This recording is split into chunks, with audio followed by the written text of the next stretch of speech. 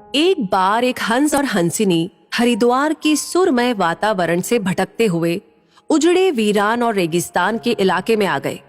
हंसिनी ने हंस को कहा कि ये किस उजड़े इलाके में आ गए हैं? यहाँ ना तो जल है, न जंगल, न ही ठंडी हवाएं हैं। यहाँ तो हमारा जीना मुश्किल हो जाएगा। भटकते भटकते शाम हो गई तो हंस ने हंसिनी से कहा कि किसी तरह आज की रात बिता लो, सुबह हम लोग हरिद्वार लौट चलेंगे। रात हुई तो जिस पेड़ के नीचे हंस और हंसिनी रुके थे उस पर एक उल्लू बैठा था। वो जोर से चिल्लाने लगा। हंसिनी ने हंस से कहा, अरे यहाँ तो रात में भी सो नहीं सकते, ये उल्लू चिल्ला रहा है। हंस ने फिर हंसिनी को समझाया कि किसी तरह रात काट लो, मुझे अब समझ में आ गया है कि ये इलाका वीरान क्यों है।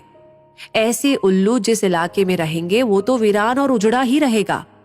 पेड़ पर बैठा उल्लू दोनों की बातें सुन रहा था। सुबह हुई, उल्लू नीचे आया और उसने कहा कि हंस भाई, मेरी वजह से आपको रात में तकलीफ हुई, मुझे माफ कर दो। हंस ने कहा, कोई बात नहीं भैया, आपका धन्यवाद।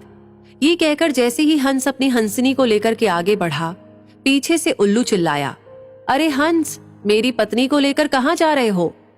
हंस चौंका। उसने कहा, आपकी पत्नी? अरे भाई, ये हंसिनी है, मेरी पत्नी है, मेरे साथ आई थी, मेरे साथ जा रही है।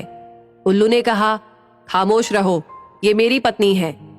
दोनों के बीच विवाद बढ़ गया। पूरे इलाके के लोग एकत्र हो गए। कई गांवों की जनता बैठी, पंचायत बुलाई गई, पंच लोग भी आ गए।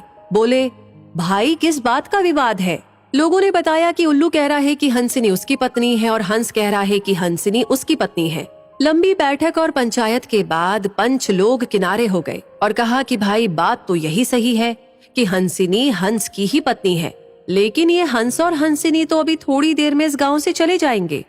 हमारे बीच में तो उल्लू को ही रहना है, इसलिए फैसला उल्लू के ही हक में सुनाना चाहिए।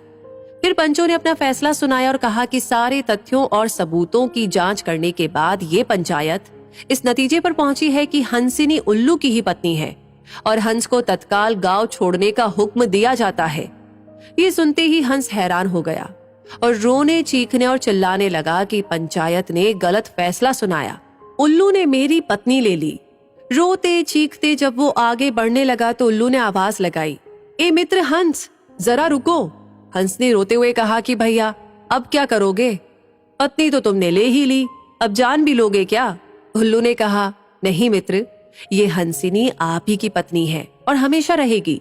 लेकिन कल रात जब मैं चिल्ला रहा था तो आपने अपनी पत्नी से कहा था कि ये इलाका उजड़ा और वीरान इसलिए है क्योंकि यहाँ उल्लू रहता है।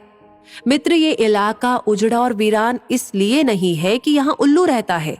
ये इलाका उजड़ा और वीरान इसलिए है क्योंकि यहाँ पर ऐसे पंच रहते हैं जो उल्लुओं के हक में फैसला सुनाते हैं। शायद 65 साल की आजादी के बाद में भी हमारे देश की इस बुरी दशा का मूल कारण यही है कि हमने उम्मीदवार की योग्यता न देखते हुए हमेशा ये हमारी जाति का है, ये हमारी पार्टी का है, इसके आधार पर अपना फैसला उल्लुओं के ही पक्ष में सुनाया है। देश की बदहाली और बुरी हालत के लिए कहीं ना कहीं हम भी जिम्मेदार हैं। तो दोस्तों, इस कहानी के बारे में सुनकर आपको क्या लगता है?